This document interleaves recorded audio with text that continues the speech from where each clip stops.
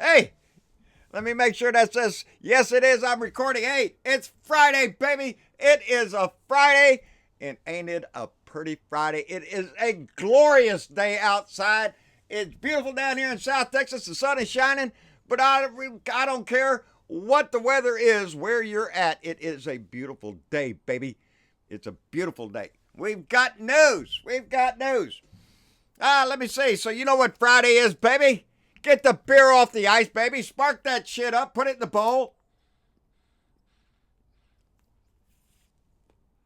And let's get this weekend cranking up because we got news. Good news. Let me put that down. I am going to start the day not with a beer. I'm going to start the show off with some full throttle Sloonshine from the Full Throttle. This is from Patrick Trim in Stafford, Virginia. That's been being kept in the freezer where all good moonshine should be kept. And let's just, it's vanilla flavored. Let's find out.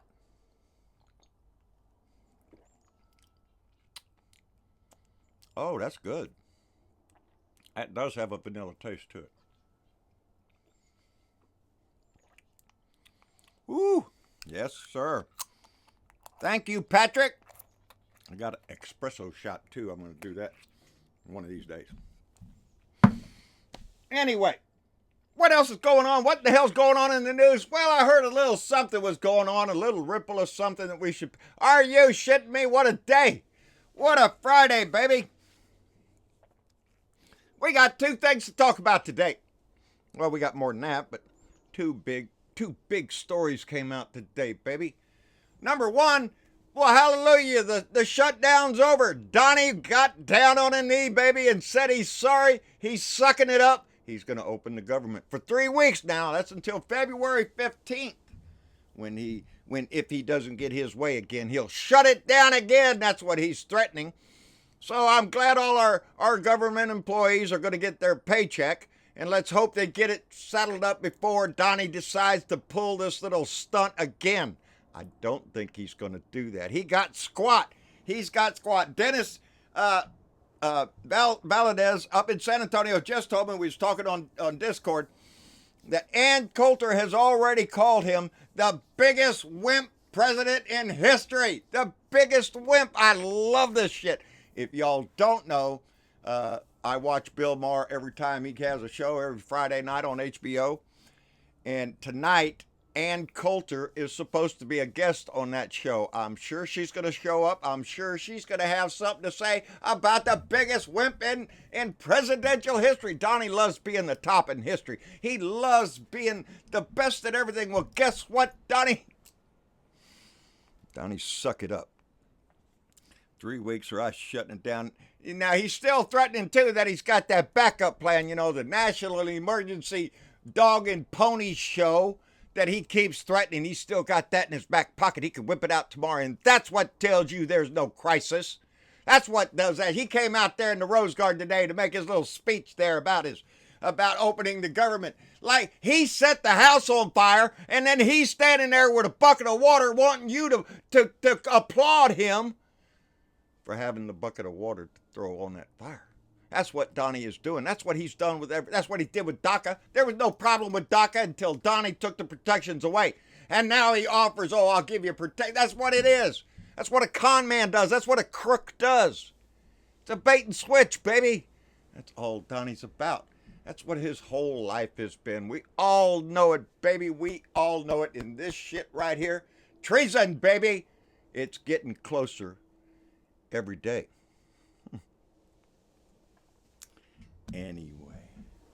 Anyway, I want to get all... Oh, yeah, he came out after his little Rose Garden speech there before he went on.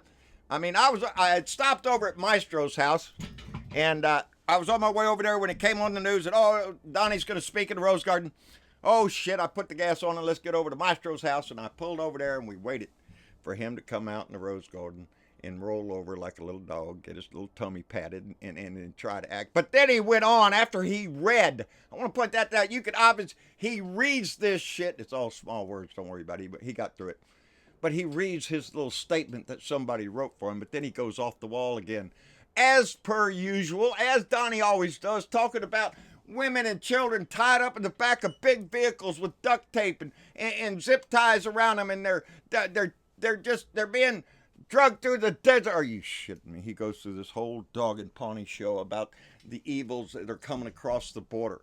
Are you shitting me? He just saw an advertisement while he was watching Fox News for Sunday, the big monster trucks. And then he got, yeah, that's probably what they're using. Big monster trucks. That's what, and they zoom across the desert. No, are you shitting me?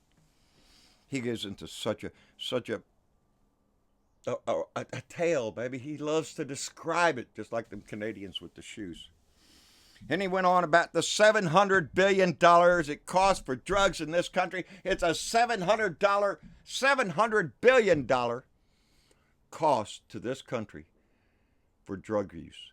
Now, his little $700 billion, as I pointed out the other day, that includes alcohol, that includes tobacco, that includes all the drugs, baby. That's where he got that $700 billion from. If we have a crisis of drugs in this yes, we do. Yes, we do. If we ever get around to attacking big pharma, well, hell, we might be able to get a control on it because most of it's opioids. Most of it, you go to the doctor, get a script. Yeah, go over to this pharmacy over here who doesn't give a shit how many pills they shove out a day, just to make sure that the supply is filled. You know, that's where your drug problem is.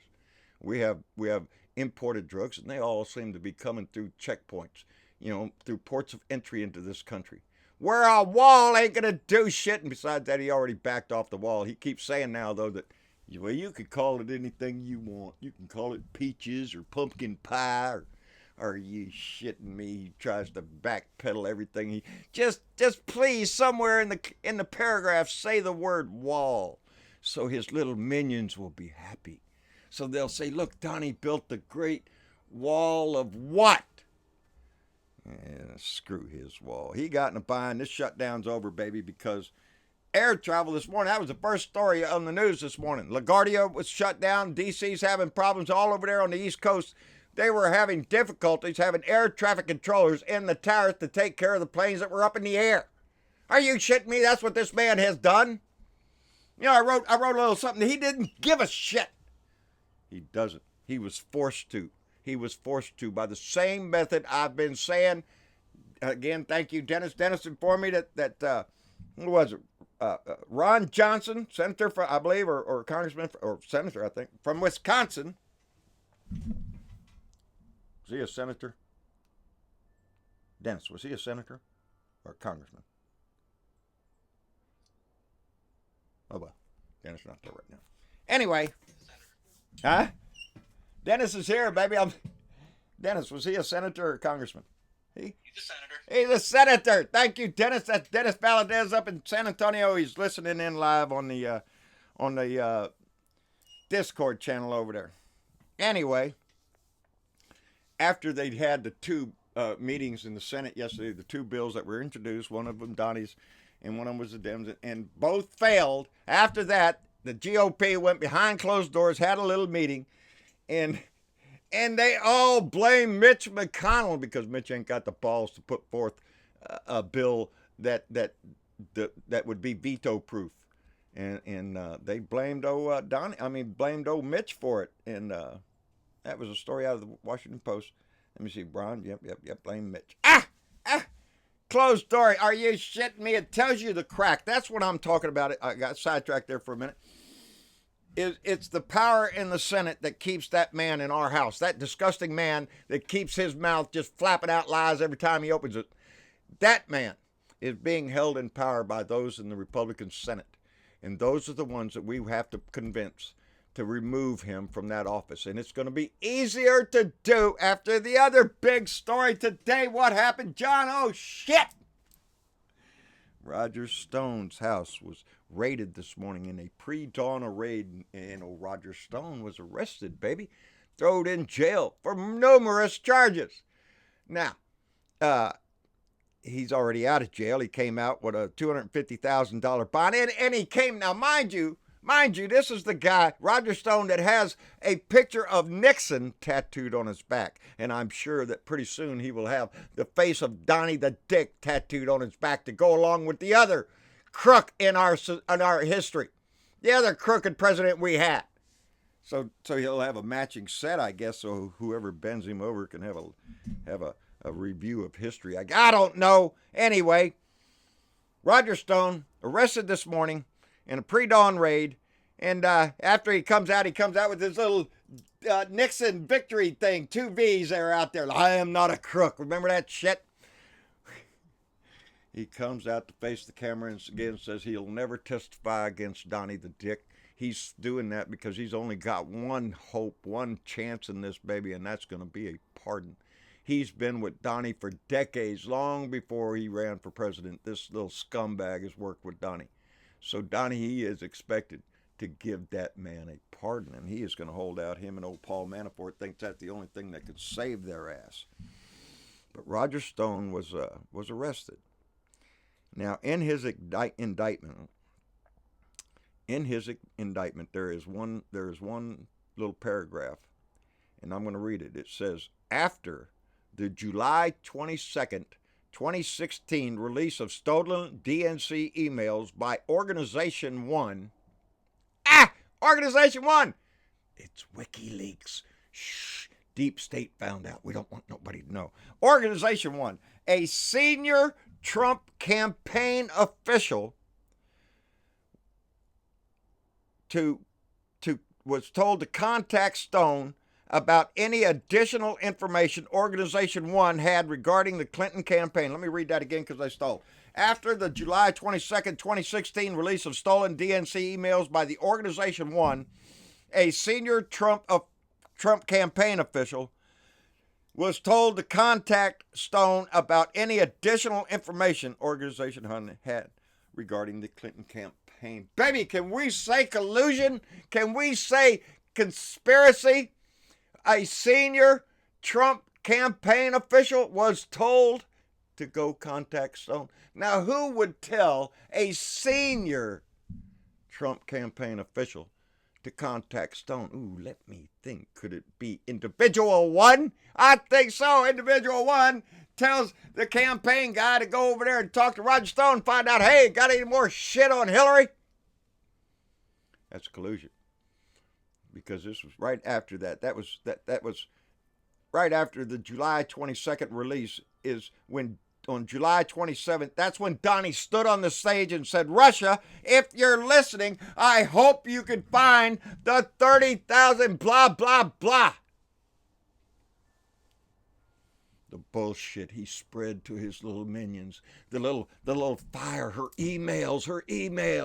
Benghazi, the black guy was in there before her. They're buddies, don't do it. It was all the disgusting shit that he could pull out of the sewer, baby. That's how Donnie's getting it. That's how he won his little campaign with Putin's help, with Russia and WikiLeaks and the whole shit, and it leads right to his ass. He's a little nervous this morning. Oh, Sarah Sanders was asked this morning. She's the shit shiner from hell. The turd polisher deluxe, baby. And it says it has nothing to do with Donnie, or it doesn't have anything to do with the White House. I swear. She hadn't even read the goddamn thing yet. She hadn't even read the indictment against him, and she's already out there flapping her jaws, her lion-ass teeth.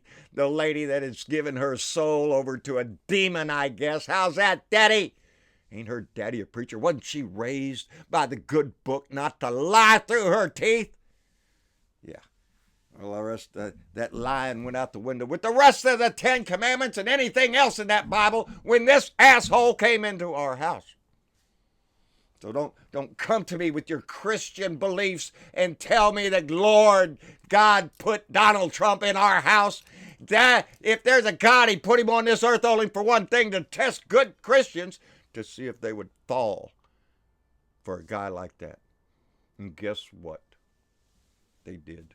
But I don't think it's the real Christians. I think those that hold their religion deep in their heart, I don't think they were convinced. But the ones that would fall for these televangelist preachers, the ones that need $1 million because they need a new airplane, that guy, Who's that, Joel Osteen guy? Yeah, that guy. Oh, praise Jesus, make me rich.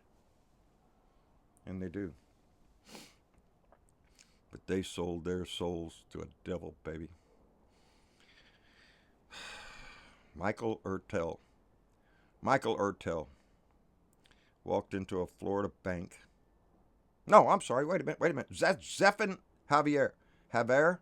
Zephin. I'm sorry, I'm getting my stories mixed up here. Zephin Javier walked into a bank in Florida and killed 5 women. They're laying on the ground and he shot every one of them. Was he trying to rob the bank? No, he called 911 right after he did it. 5 American women dead by another white guy with a gun, wearing a t-shirt of the 4 horsemen up there. And he'd already told the police before and when he was in school that he had dreams of killing people. He had dreams that he just wanted to kill. And he did. No, the danger's not coming over the border. The danger's right down the street from you. When people like this who have a mental disorder have no problem coming up with a pistol and a damn bulletproof vest. Hell no, you can get them anywhere on the damn street. You want to know where your crisis is? It's in the guns. It's in big pharma. That's where the crisis is in this country. It's the devil inside of us that's killing this country. It's sad. It's sad because we care about this country and we want to fight for it. But we have leaders that get distracted by shiny objects. Oh, I want a wall. They don't have any empathy for those that were losing their paychecks this time, for their little imaginary tantrum that they throw, the little pennies in a wad. No, I'm going to shut it all down. They didn't give a shit about those losing their money because there is no empathy. The man that sits in our house, the whole cabinet up there is nothing but a bunch of billionaires that have never wanted for a damn thing. Our president has never even been inside a grocery store. He thinks you need ID to buy beans. You expect them to have empathy for anybody in this country? Kiss off. Go get a loan. Isn't that what that one guy said? Secretary of whatever the shit the idiot is? Go get a loan. Borrow from your daddy. You shouldn't have no problems. Don't worry about it. What's a month without pay? A lack of empathy. Empathy is what saves our nation from becoming everything else in this world.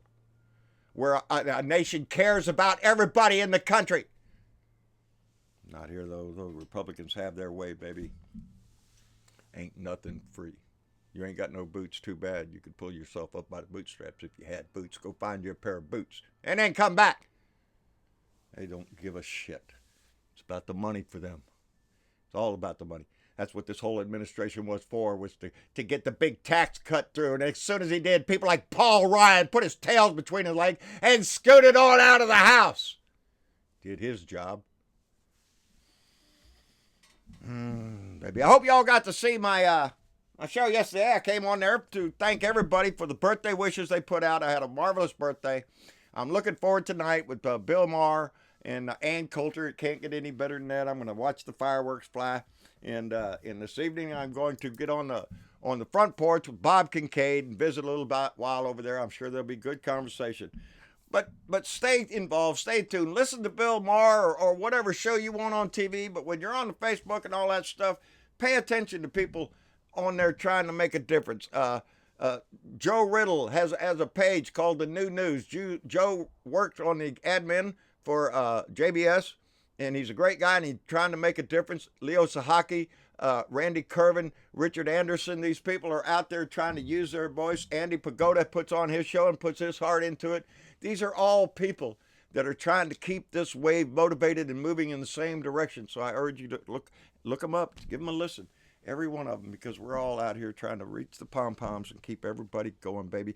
And today is a damn good day to be a family member of this Blue Dot Society, baby. Because inch by inch, day by day, we're getting there, baby. We're getting there. The work is getting done. Mucho trabajo, baby. We've done a lot of work. Anyway, is that all I got? That's about all I got. I'll make sure that's all I got. That's all I got.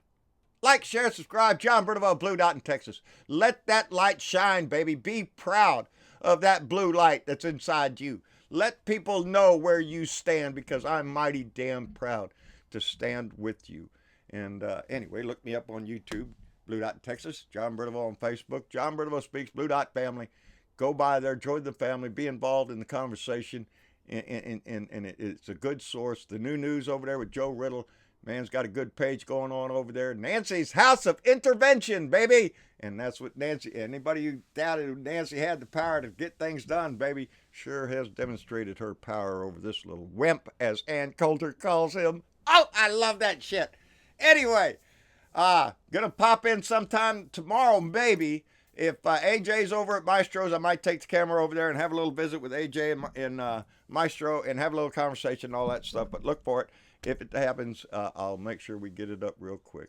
I want to thank everybody for what you do. I'm going to hit the button right there, because we want to thank all our Patreon members and those that help out in special ways. You, the ones that keep us going and keep the bills paid and all that stuff. And we so appreciate it. It means so much to us. And we thank everybody. We even had a new one or two Patreon members join us last few days. So we really appreciate that. That's what keeps us going month to month, is that Patreon. So, hey, if you can donate $1 a month, we sure appreciate it, baby. Anyway, y'all take care. I got to reach way over here because I ain't fixed this thing yet. We're working on our studio upstairs. There's some things in the work that I don't want to call done yet. But we have some things in the work, and I hope it all comes out good. And we're going to try to take this up to the next level. But I will always be right here in my shop, because this is where my ass is most comfortable. So anyway, y'all take it easy, and I'll see you later.